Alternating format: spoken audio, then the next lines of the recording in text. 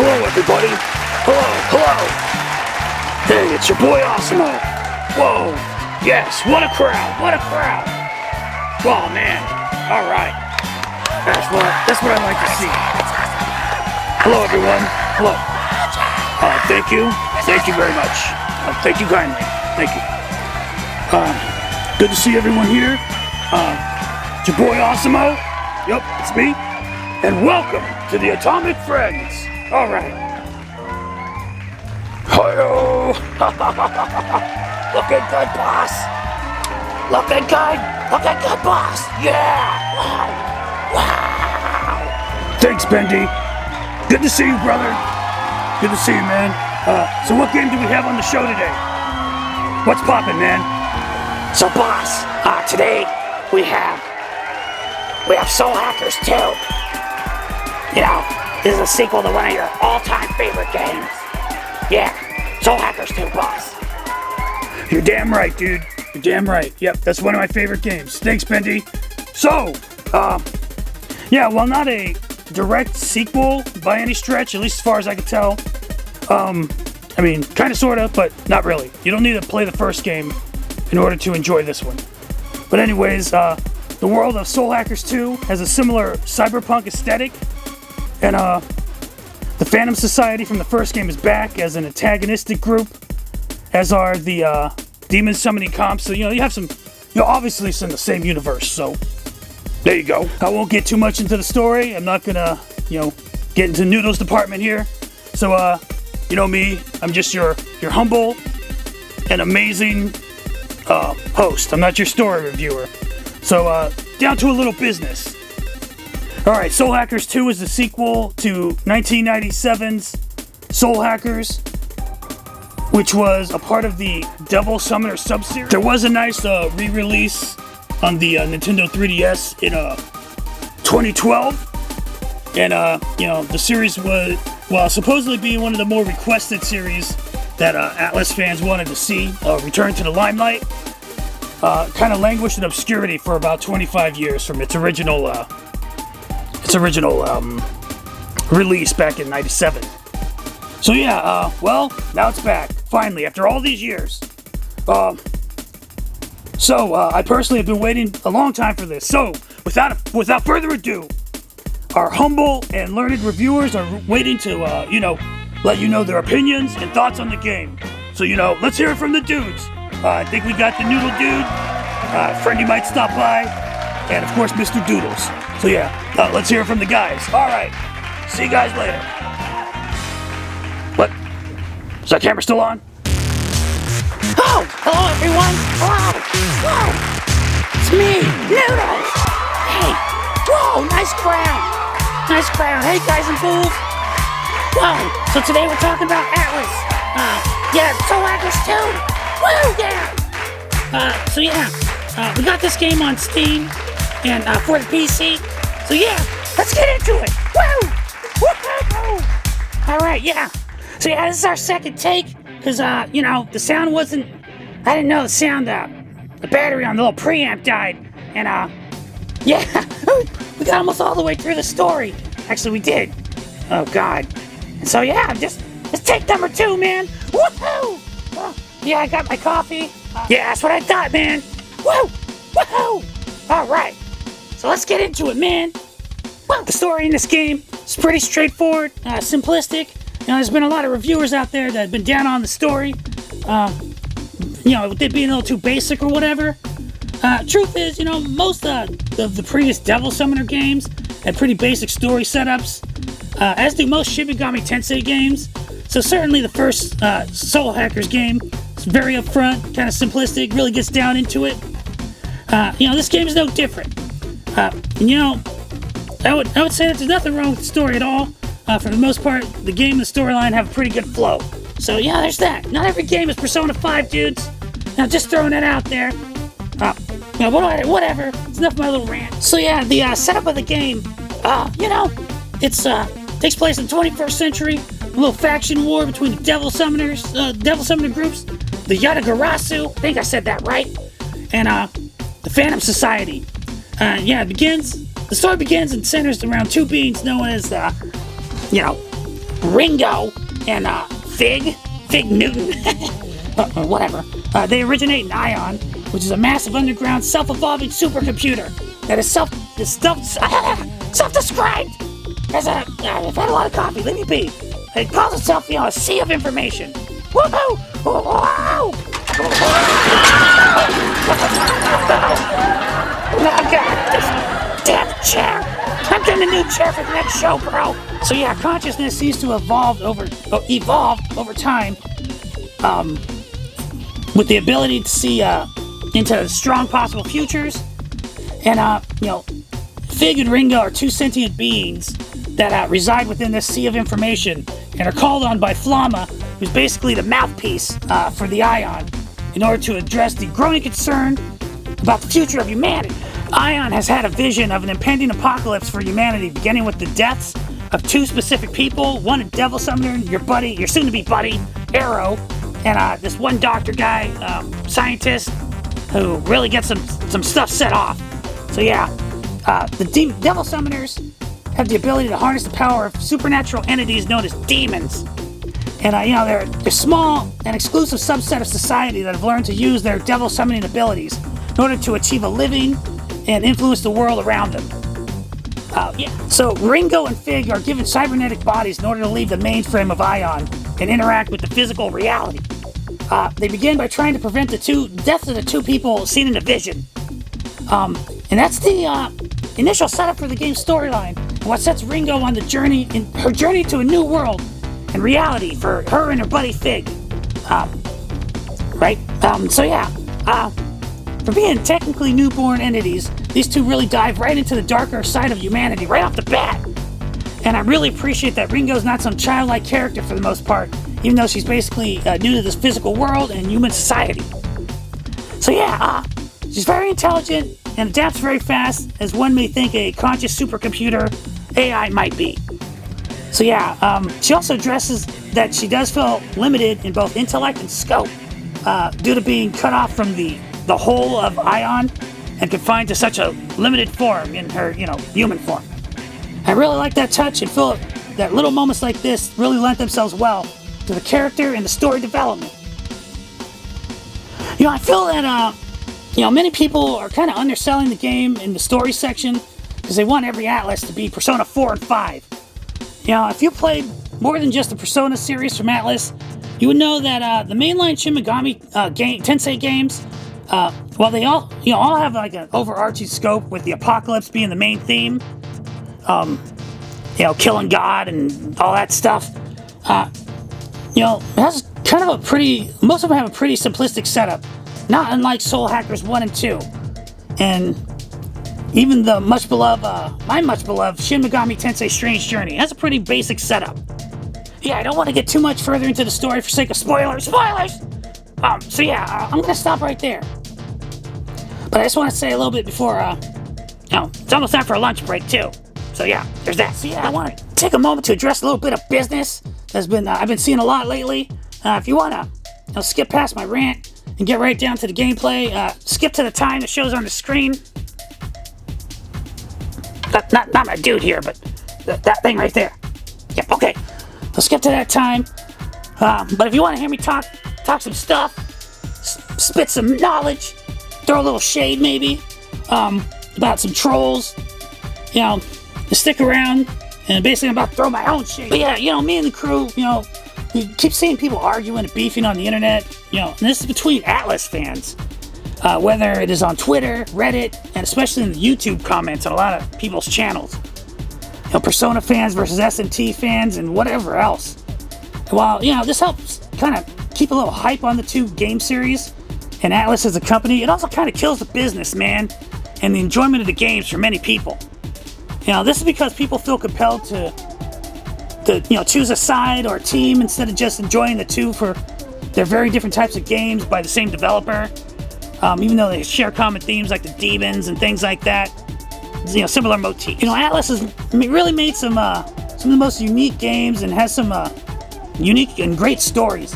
And Atlus has really had more hits than misses when it comes to the games that they've brought us.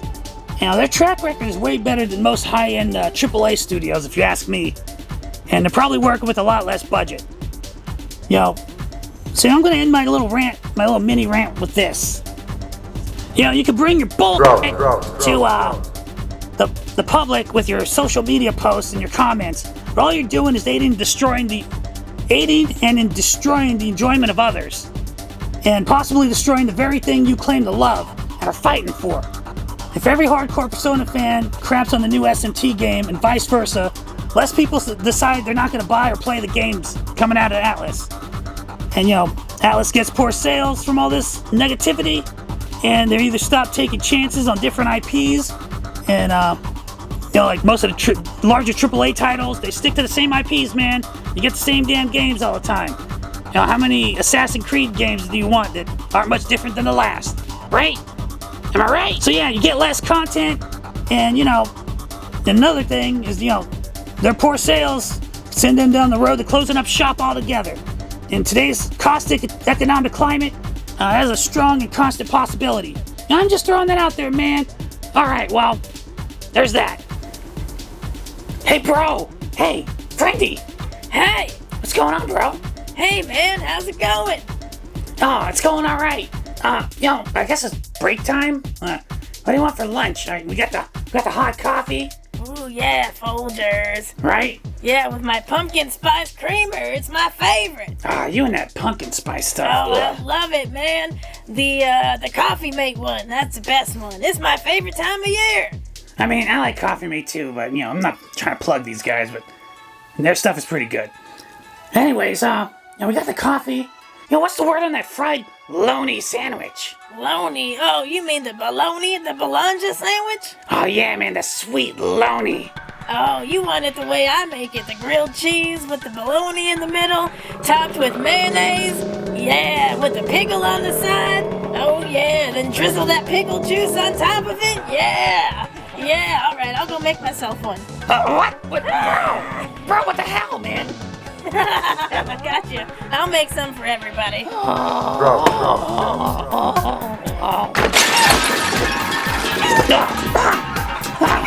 Oh man, I think I bit it. Oh, what's my arm doing? Oh god!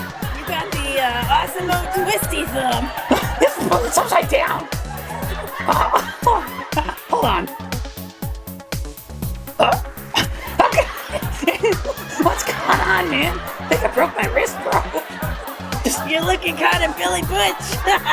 Look at it. Oh Jesus. That's what happens when you get too into your LONI. You faint and break your wrist.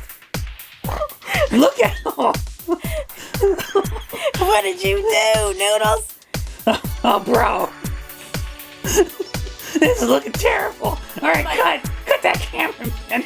I'm gonna have to get my... I might have to duct tape your wrist back together. That's how we do it in Texas. Oh, bro. Oh, bro. Let me get you some whiskey. You'll be all right.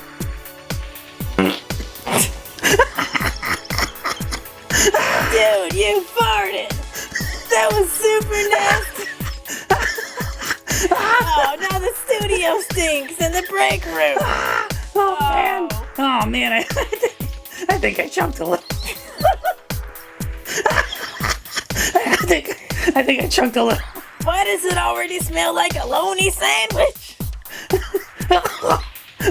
Oh, God. It's terrible, bro. Quick, get the coffee. Save the coffee. I'm gonna leave this for Doodlez. Help us. The studio stinks. I'm out of here. So the gameplay for me, maybe the best aspect of the game. I really enjoy the combat in this game, and it has a little bit of innovation on the standard combat mechanic of your typical Atlus game. There's a thing called the Sabbath that is, somewhat similar to a mix of the press turn system of SMT and the all-out attack of Persona 5. You have this stack attack. So here's a pro tip. There's a pro tip here, man. Okay, in case you're interested. If you hit an enemy's weakness, the demon that inflicted that damage will stack and hang out on the battlefield. This is called the Sabbath, and you can stack each demon and use one of your 3 other allies to do the stack, 4 in total.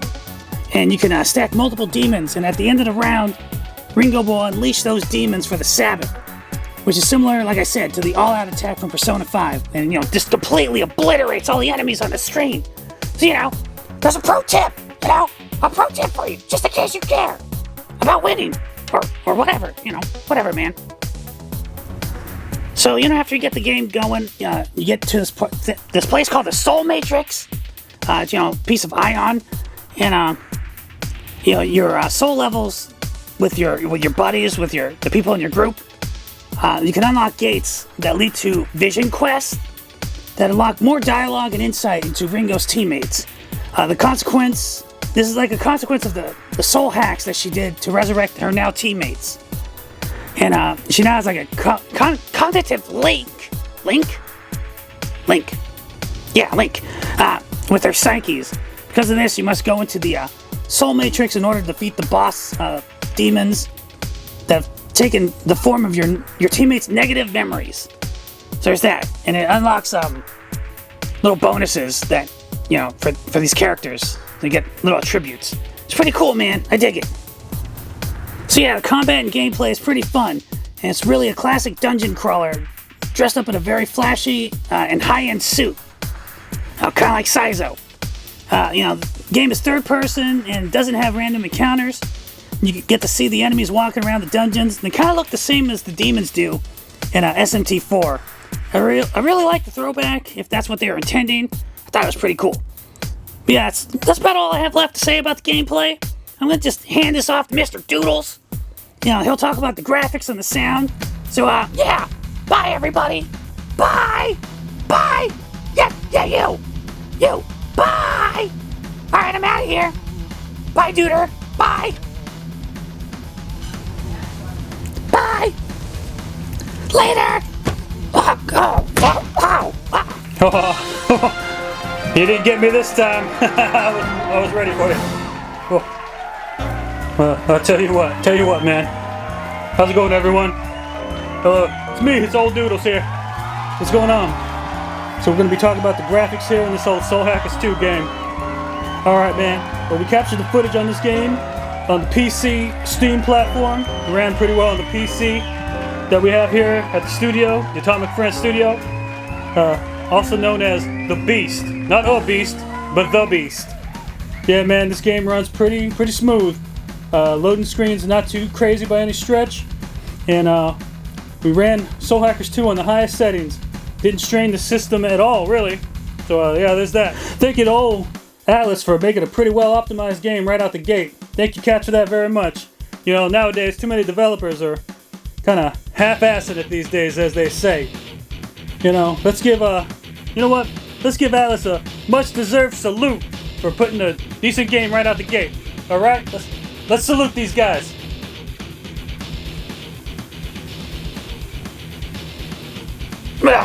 Yeah, there we go. All right, there's a salute to you, Atlus. So yeah, I want to get into one thing that really stood out to me, and I'm gonna have a special guest come after I speak a little piece here, because I'm gonna say something. I'm gonna have him come on. So let's talk about the character design real quick. I think it's very nice and something we've all come to expect from the Atlus crew, I think. The SMT Persona universe has always been afforded the finest in demon design by, starting with old Kazuma Kaneko and Masayuki Doi, amongst others. The main character designer in this game was the Japanese manga artist Shiro Miwa. He's primarily known for being the author and illustrator of the Dogs manga series, but he's also provided artwork on another tribute books and periodicals, including Square Enix's monthly Shonen Gangan. Yeah, that's pretty cool. I'm looking here, saying this is only the second foray in the character design. Previous work being for the 7th Dragon series. Wow, for the Nintendo DS. So he's had a little time off since working on the game, looks like. Yeah, so anyways, I have personally invited a very special guest to the show today. Hold on. So yeah, like I was saying, I've personally invited a very special guest today to the show. You all know him, you all love him. Our very own Big Feet editorialist, Texas' favorite son, Mr. Friendly of the Big Feet. There he is. Hey! Hey, everybody! Hey, Doodles! Hello, brother. Salute! Yeah! Alright! Good to see you, brother. Hey, Good to see you. You too, man. Hey! Hey, Keanu! Oh, man. Oh, I can't grab him! Well, Okay. he tore off his yarmulke, bro. I did. Whoops, sorry about that. Okay, well, considering the game Soul Hackers, the graphics are very magical. I love the colorization. It seems almost like a fantasy world, though it kind of is at this point when you are especially in the AI world, Aeon/the Soul Matrix. Yeah, that's right, brother. Right, okay. And then, when you go to the Man-Sai realm, this level's pretty cool. It reminds me of the Diagon Alley in Harry Potter. Hey, that's a very astute observation. I never thought of that. Yeah, okay. Alright, let me just look at my notes here. Okay, with the bright colors, it looks very realistic, and all the advertisements, and the restaurants and flashing lights, it's like being in the middle of Tokyo.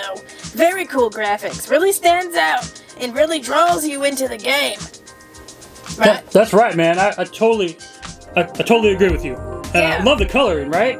Definitely. And then the other cool two places, the Yin Yang Palace and the Cretaceous Club. The Club Cretaceous? I think it's Cretaceous, but Yeah. I might be wrong about that. Yeah, okay. These two shops have really cool graphics as well, as in they look like they are hand-drawn plus watercolor painted and then CGI or whatnot, computerized. It's really cool. And I love the outfit and the character of Madame Ginkgo, the man or woman, whoever that is, doesn't really matter. Very interesting and mysterious. The restaurants are really cool. Everything seems so realistic with the life that's laid out here for the characters. It's what would you call it? A mission role-playing game, whatever you call that. I like it. It's very cool. I And like agree. I said, it really draws you into the game. I like it. Okay, one last thing. And then my other favorite place is that considers the graphics here is the Bar Hedron. Right? That really cool bar outside that's on top of that building that has a really beautiful pink cherry blossom tree. Oh, Right on, brother. Right? It's so cool. And the bartender that sits there washing that same glass over and over. He's not dropping any eaves, is he? No, right? He's just sitting there listening. But I love the graphics in this city, man. It is just so cool. Right on, brother. Yeah, let me look at my notes. Okay, and the music in that bar reminds me of 90s R&B music, kind of course mixed in with Persona-like music. I really like it. I dig it too, man. I think it's great. Yeah, a very cool characterization of the characters. I really dig this game. It's really cool, man. Okay. Right on. Hey. Okay, hey. Hey, that's a nice tie you got on. Oh, hey, I wore a tie for this. Keanu. Oh. I can't get him this time. He got away from you, brother. Bye, brother. Later. That was Friendly of the Big Feet crew. I love that guy. Thanks for that nice editorial. Whoa, here. Wow, his motorcycle's really loud, isn't it? Wow, that guy's cool. Sorry. Yeah, I definitely agree with our editorialist, Mr. Friendly. I would say the graphics and character design, they're definitely better than bad. Ain't that right, Billy? Ain't that right, Billy? Ain't that right? Billy! That's right, Billy. All right, I think you've done some good work, Shiro Miwa-san, and I think Kazuma Kaneko and Masayuki Doi did your work. I salute you. My salute's a little weird today. All right. So yeah, there's been a little bit of flack coming about with people commenting about the level design. Yeah, and I'd say in relation to the dungeons of the game, the dungeons are kind of bare bones. I'll give them that in terms of the decorum. But this is it's really my only complaint. But at the same time, I'll present a counter argument. Some of the hate of the dungeon design has kind of gotten a little out of control. I'd like to say, I agree that's a little light in terms of design. But how's it any different from the Mementos in Persona 5 or Tartarus in the other Persona? So just throwing that out there, man. So yeah, let's see what we got here. Okay, yeah, just to summarize, the graphics are pretty unique and gorgeous. And I don't know if you're catching what I'm throwing down here. I said it once, told you 1,000 times. Well, it's such extravagance. It's a real thing to behold, and it's downright gorgeous. Ain't that right, Billy? Billy? Well, that's right, Billy. Alright, let's move on to sound. Okay, man, the soundtrack is pretty good. Gets stuck in my head for hours after playing the game. Kind of reminds me like some of the earlier Shin Megami Tensei soundtracks, especially SMT4, maybe a little bit like SMT4 Apocalypse. Kind of, sort of. Mainly SMT4 to me, to me. In particular, the battle music kind of gives me that SMT4 kind of feel to it. Let's see, there are other parts of the game that to where the music reminds me of Persona 5's jazzy style. I really dig that. I really like the music in Persona 5. And the main theme, Hopeless Call, also gets stuck in my head anytime I hear it. And now I have to periodically look it up on YouTube to get it out of my head. So there's that. Hell, man, even before the damn game came out, I'd hear it in the trailers and it gets stuck in my head even then. I swear this game's music haunts me like some heartless specter. It really employs a variety of musical genres. Electronic music is kind of a given with the cyberpunk aesthetic, but like the first Soul Hackers game, it also has a kind of a rock edge to it. So there's that. The same could be said for other SMT games. Their soundtrack having kind of an electronic rocker style to them. With all that said, you could argue that Soul Hackers 2 is the culmination of the Atlus SMT, Devil Summoner, and Persona games to date. The sound effects in the game are definitely better than bad. The gunfire, the weapon effects are great, as are the magical and the magic and demon effects. So let's talk about the voice acting for a bit. In this game, I would say it's pretty good. Pretty great, especially amongst the main cast, but really, the voice acting is just kind of outstanding throughout. Overall, the sound of this game is a cut above the average, by far. So yeah. Okay, let's see now. Alright, let's take a listen to some of the music from the game. So I'll be back with you after we have a little listen here. Okay.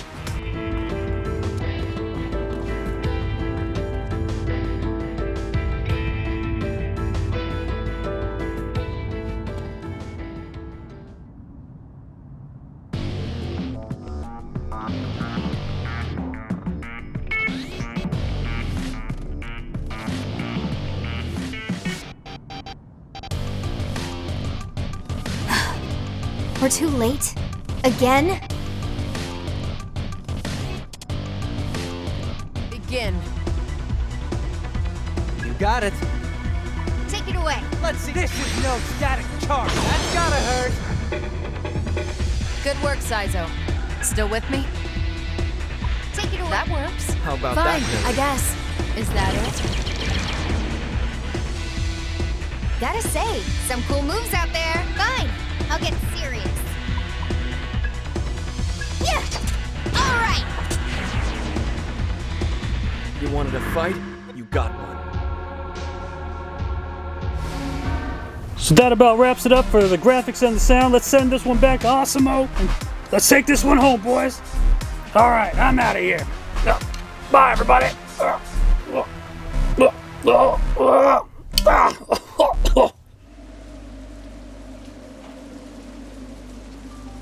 Invoking emergency override. Self-regulation suspended. Self-check process suspended. Protection set to partial. Spell sequence, Soul Hack.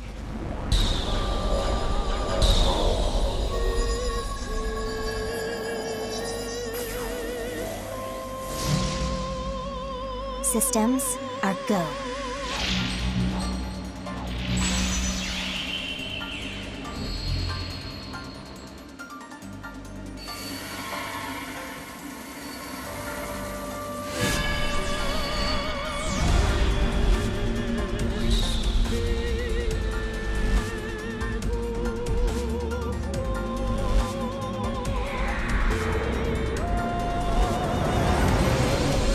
Agent now sampling the target soul's wave signatures. Complete.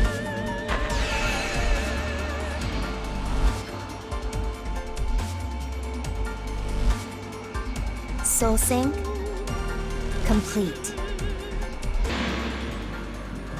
Process complete.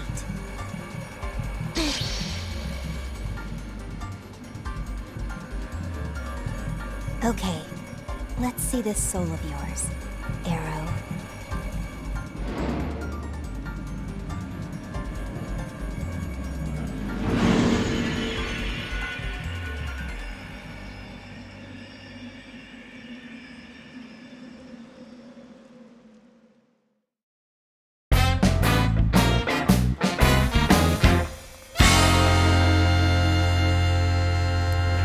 Okay, welcome back, everybody. Welcome back. All right. Thank you. Hello, everyone. Hope you enjoyed hearing the opinions and viewpoints of our esteemed reviewers, Noodlez, Doodlez, and Friendy.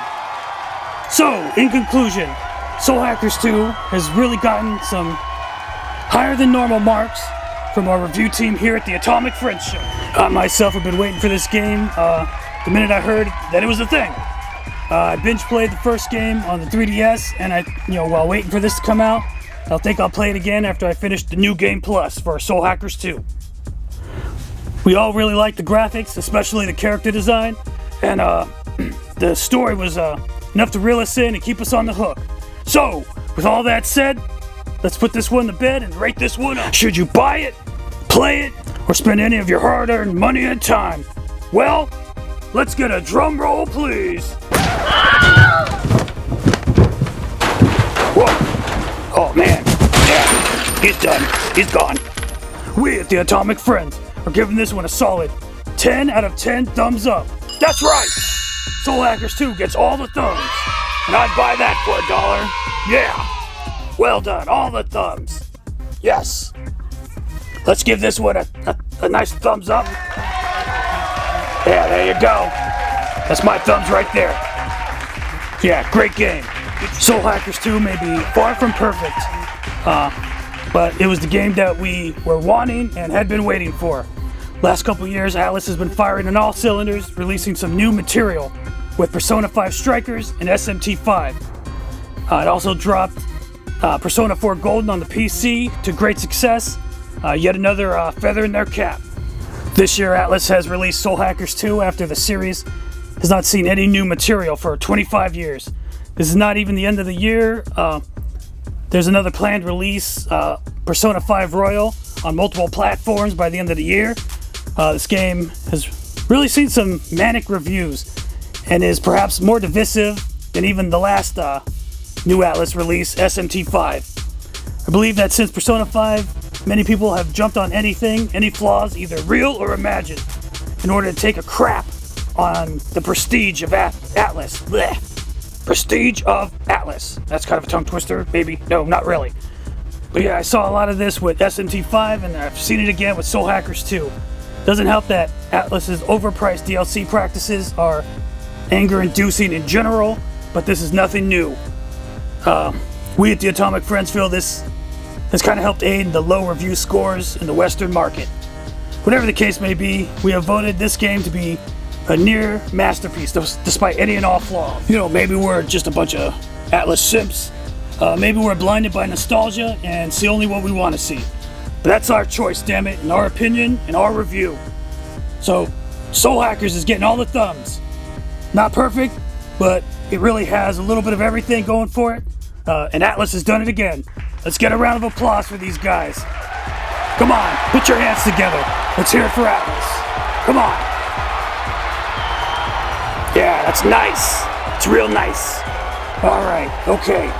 So, what's on the horizon for the Atomic Friends? As always, we're kind of all over the place.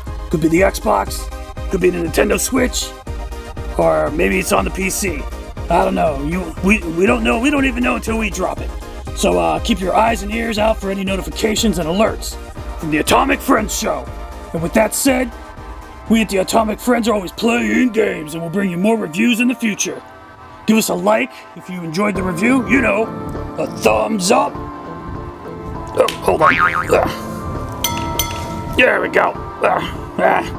Not my best work, but oh, there we go. Thumbs up, baby. Right there. Okay.